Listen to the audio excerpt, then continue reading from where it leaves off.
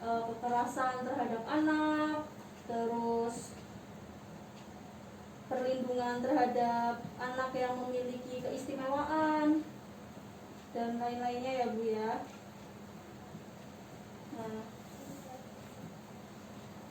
Nah ibu-ibu, sekarang saya mau nanya, ibu-ibu tahu nggak artinya eksploitasi?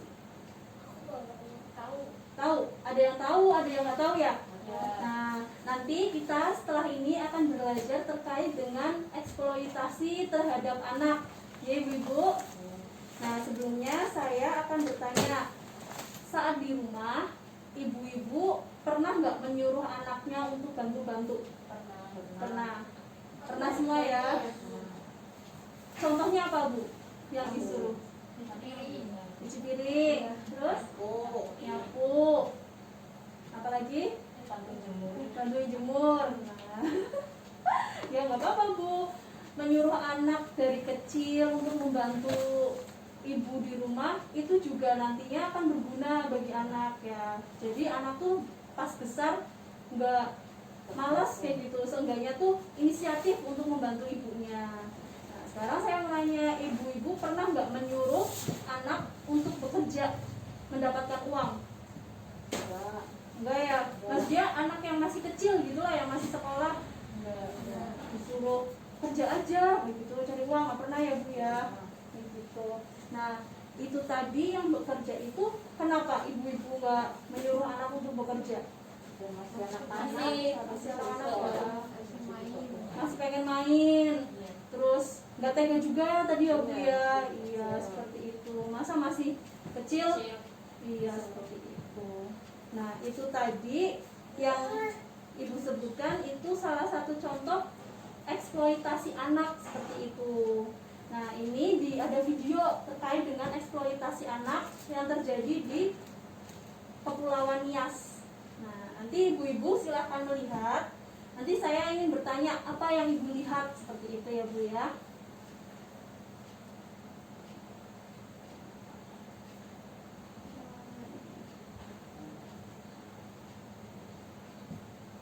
Lihat ya Bu ya.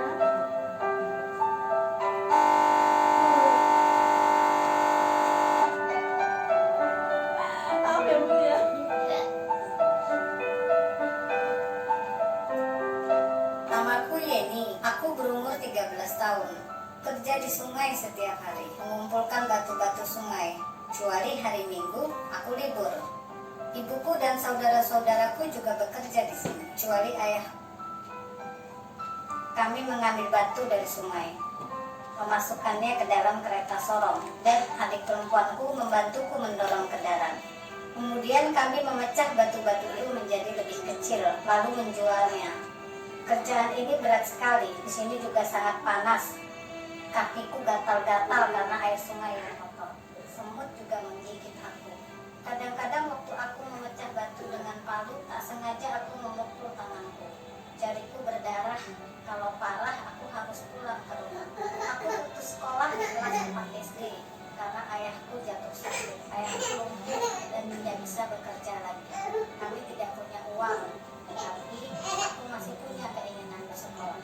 Aku suka belajar keras di sekolah karena aku bercita-cita menjadi seorang guru. Guru bisa mengajar dan membuat anak-anak pandai.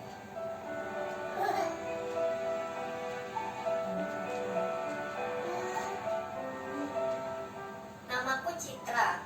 Aku membantu ayahku menambang batu di bukit. Batu-batu besar dan tajam. Jadi pekerjaan ini sangat berat buatku. Tapi aku ingin membantu orang tuaku. Aku juga memasak pada pagi dan sore hari. Aku mencuci pakaian dan menyapu rumah. Sementara ibuku menjaga adik-adikku. Aku sudah tidak bersekolah lagi. Waktu itu, orang tuaku tidak mampu membayar biaya ujian dan buku-buku. Jadi aku putus sekolah. Keluarga kami sangat miskin dan aku sangat membutuhkan bantuan. Aku ingin sekali membantu orang tuaku dengan menambang batu di sini. Tapi aku mau kembali ke sekolah. Di Pulau Nias kami berbicara begitu banyak dengan pekerja anak. Mereka harus bekerja mulai pagi hingga malam. Dan jenis pekerjaan mereka juga sangat berat dan berbahaya. Kami ingin membantu anak Kami mau anak-anak yang putus sekolah memperoleh kesempatan untuk meraih mimpi. Salah satu kesempatannya adalah melalui pendidikan informal. Kita harus menjadi Tadi itu cuplikan ya Bu ya, dari anak-anak yang berada di Kepulauan Nias yang menambang batu, yang memecah batu kali, seperti itu ya. Nah, setelah ini saya ingin meminta pendapat ibu-ibu atau menceritakan kembali sedikit aja Bu. Tadi yang dilihat tuh apa? Seperti itu. Mulai dari Ibu Atik dulu, silahkan. Di video tadi banyak anak kecil yang memotong Memecah ya, batu. kasihan ya, Iya. sampai di rumah pun mereka bantuin orang tuanya masak, Betul. bantu rumah lah. Iya. Seperti itu ya. Jadi di luar bekerja, di rumah juga nggak cuma bantu-bantu kayak gitu ya, mengurusi semua urusan rumahnya. Silakan kalau dari Ibu Sko ada yang mau ditambahin? Selain itu masih giat mau belajar, walaupun membantuin orang tua masih mau belajar. Masih punya keinginan untuk belajar ya Bu ya. Betul sekali. Ibu Yuni ada yang mau ditambahin? Padahal usia segitu masih semangat-semangatnya belajar juga, cuma karena ekonomi Iya. jadi mau bagaimana lagi. Anak juga kasihan mungkin sama orang tuanya, sebenarnya tidak boleh ya. Iya betul sekali Bu. Ya, terima kasih Ibu buat jawabannya. Berarti tadi sudah memahami ya, maksudnya anak sekecil ini kok disuruh kerja cari uang di luar, terus pas pulang ke rumah juga tidak mendapatkan haknya untuk bermain, istirahat atau belajar, malah justru ada yang putus sekolah seperti itu ya Bu ya. Nah, kalau di lingkungan sini ada yang seperti itu nggak Bu? Yang bukan anaknya yang males ya, tapi udah nggak usah kerja, nggak usah sekolah, kerja aja gitu. Anak-anak usia SD seperti itu Bu. Nggak ada ya, pada sekolah semua ya Bu ya. Nah, itu tadi yang dinamakan dengan eksploitasi anak, berarti merenggut hak anak untuk bermain, beristirahat, belajar, seperti itu ya Bu ya. Gak apa-apa membantu ibu di rumah, tapi kan istilahnya anak kecil tuh membantunya karena untuk belajar, seperti itu ya Bu ya. Kalau yang tadi kan membantu untuk mencari uang, kecil itu, dan menarik diri, nggak percaya diri karena nggak bergaul sama teman-teman sebayanya.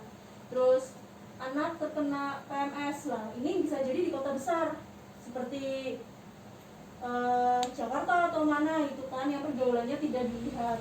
Nah, terus tidak punya masa depan atau kehilangan cita-cita. Nah, tadi karena nggak sekolah.